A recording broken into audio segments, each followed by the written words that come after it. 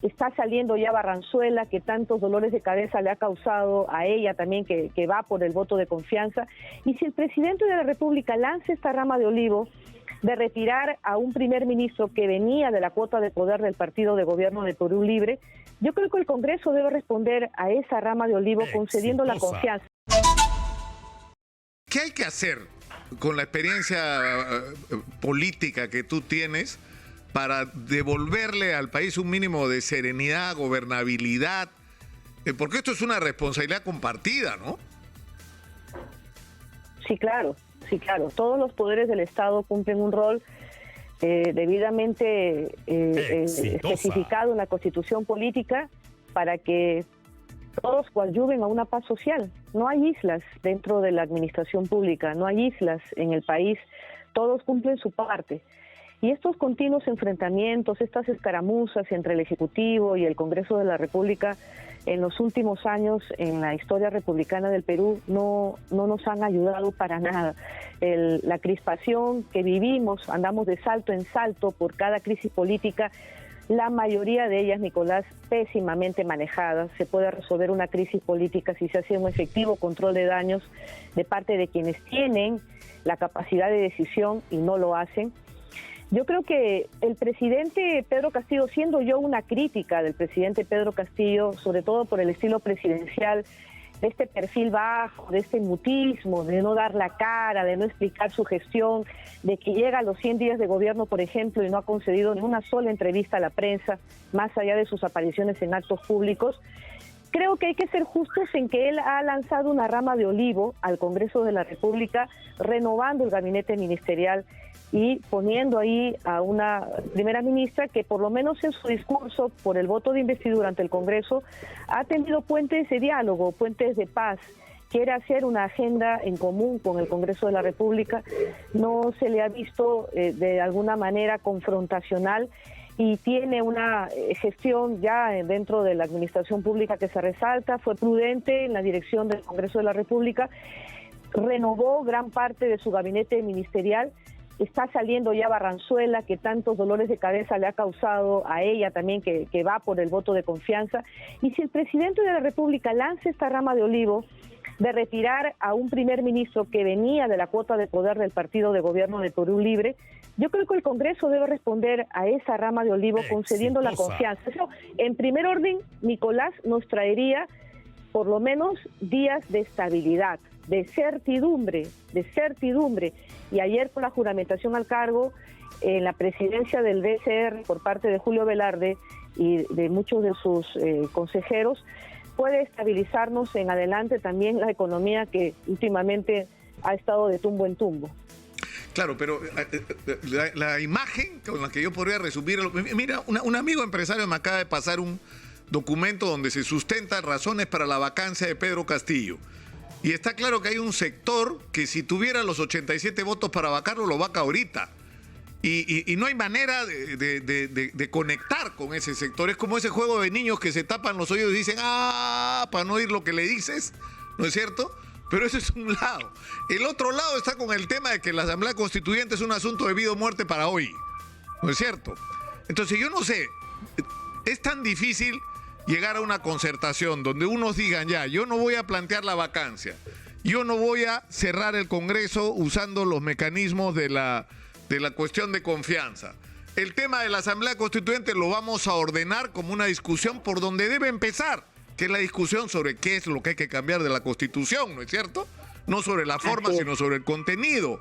Y mientras tanto, llevamos esta discusión con orden y responsabilidad, ocupémonos de los problemas del país juntos. ¿Por qué es tan difícil esto, Ana? Lo que pasa es que esto es un diálogo de sordos, Nicolás, porque si yo como ex ministra de Estado, que he seguido atentamente el discurso de investidura, la política de gobierno que fue exponer Mirta Vázquez al Congreso, me atengo solamente a esto, no encuentro en ninguna línea de su discurso el que ellos se aboquen a una convocatoria de una asamblea constituyente que por lo menos en el tiempo histórico no ha hablado del tema. No es conveniente ahorita en plena crisis sanitaria y con una economía muy comprometida por efectos también de la pandemia. No lo ha dicho, pero lo que se quiere es un compromiso de ella, que lo diga expresamente. ¿Sabes qué? Guardando las distancias. Me hace recordar cuando los primeros ministros jurábamos al cargo en el gobierno de Ollantumala, que nos pedían un compromiso, y si fuera posible hasta por escrito, de que no permitiríamos que la primera dama de aquel entonces interfiriera en las políticas públicas del país. Y eso no era necesario hacer porque simplemente no era legal, no era no estaba establecido así por la Constitución. Nosotros declarábamos en tal sentido, pero no le bastaba al Congreso, quería algo más, y es lo que le están pidiendo a Mirta Vázquez. Entonces, todos tienen que poner de su parte. Ella no ha ido por la Asamblea Constituyente, lo ha declarado también en declaraciones públicas a la prensa. No está en la agenda del Ejecutivo, no Ana, están abocados a esto. De parte del Congreso dicen, no está la vacancia en ciernes, pero hay congresistas que sí por la libre lo declaran. Pongámonos en el supuesto que el presidente Castillo te pide consejo. ¿Qué le recomendarías, qué le dirías a Pedro Castillo si lo tuvieras al frente? Bueno, dificulto mucho, la verdad, que él pudiera pedirme un consejo. Entiendo que hay gente mucho más preparada que yo, de mayor gestión pública, pero voy a opinar como una ciudadana que ha servido a su país en un determinado momento de la historia.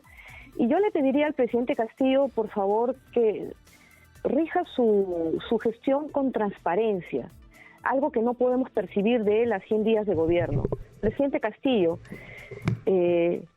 haga gestión pública con transparencia. El hecho de que usted no declare a la prensa, y no porque la prensa sea la primadona y que acá se está violentando alguna normativa, no, sino porque el contacto con la población que le dan estos medios de comunicación, que usted pueda llegar a todos los rincones del país, hace percibir de los ciudadanos, tanto de la clase empresarial como el ciudadano de a pie, certidumbre de sus actos, lo que se puede venir para el país, transparencia en la designación de sus funcionarios, empodere a su primera ministra, porque cada vez que usted declara sin un discurso preparado por sus asesores, realmente se mete en problemas.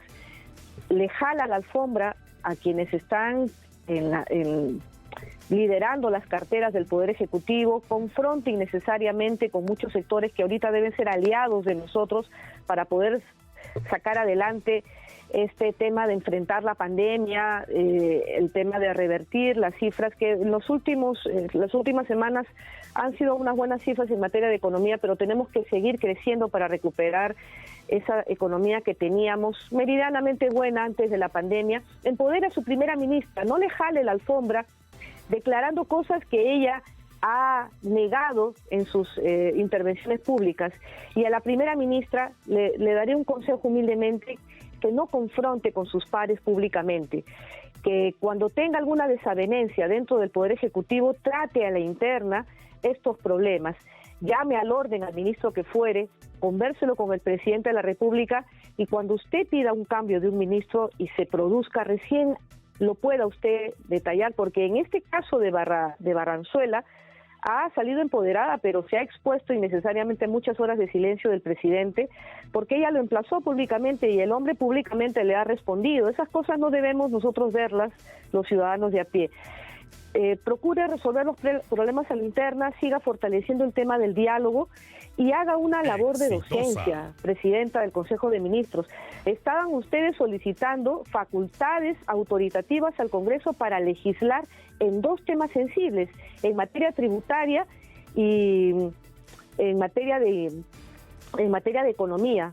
Por favor, nosotros viendo lo que pasa en las ligas, en las altas esferas de gobierno, estos encontrones, que cada uno a veces cree que su cartera es un gueto, que pueden hacer lo que les da la gana.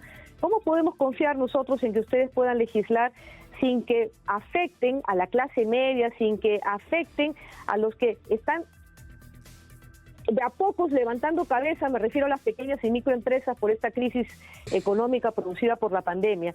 Haga labor de docencia, diga por qué, con el ministro de Economía, por supuesto que es el responsable del sector, por qué quieren esas facultades y qué es lo que no van a hacer. Contrario a un censo, Nicolás, lo que la gente dice, pero ¿qué cosa quieren hacer con estas facultades legislativas? Yo más bien le preguntaría, ¿qué es lo que no van a hacer? ¿Qué es lo que no peligra? qué es lo que no va a pasar si ustedes tienen estas facultades legislativas.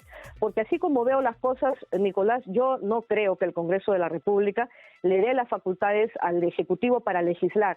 No pueden siquiera designar funcionarios con un perfil meridianamente aceptable, con una hoja de vida irreprochable, salvo excepciones que se reconocen dentro del Ejecutivo, entre ellas la propia presidenta del Consejo de Ministros. Pero si no pueden en esas cosas sencillas, Nicolás, te doy un dato. Tú sabes que todo el tiempo que el ex premier Guido Bellido ejerció el cargo, nunca nombró, en sus menos de 60 días de gobierno, nunca designó a un jefe de gabinete de asesores que es medular en todo sector del Ejecutivo.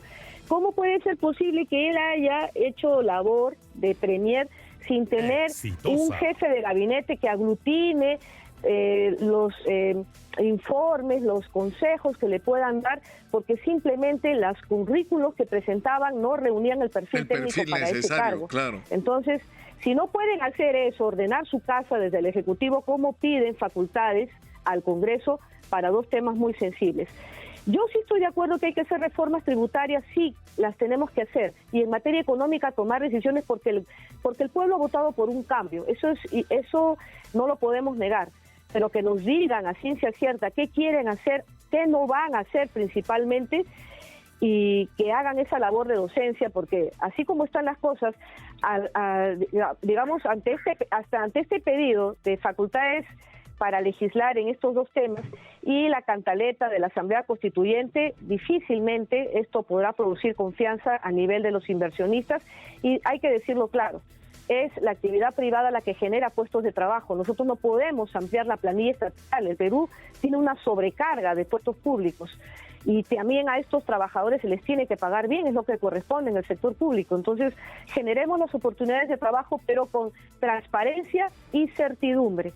Sería un consejo que es sencillo, Nicolás, para lo cual solamente se requiere voluntad política. Ana, te agradezco muchísimo por esta conversación. Un gusto reencontrarme contigo después de tanto tiempo. A ti, un abrazo. Nicolás, un fuerte abrazo, un placer. Un abrazo, Ana. Mucha suerte. Que sea lo mejor para el Perú y que el remedio no sea peor que la enfermedad. Esperamos atentos la designación del nuevo o la nueva ministra del Interior. Un buen día.